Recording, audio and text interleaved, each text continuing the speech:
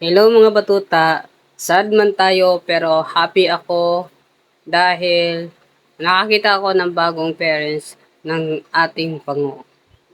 At sinecure ko na talaga siya lang ang baby doon. Wala siyang ibang baby, kundi siya lang.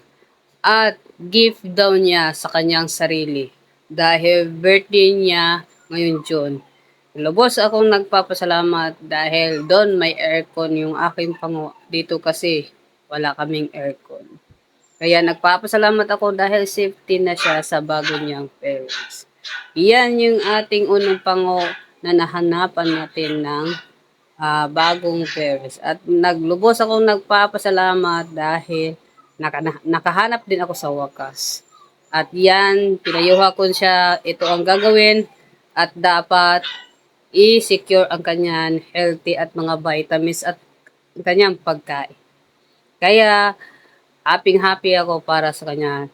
Lumuha man tayo, pero happy ako sa puso ko dahil nakita ko ng bagong parents niya. Kaya, salamat sa inyong pag-support, patuloy na pag-support hanggang sa muli. Dito na lang po. Bye-bye.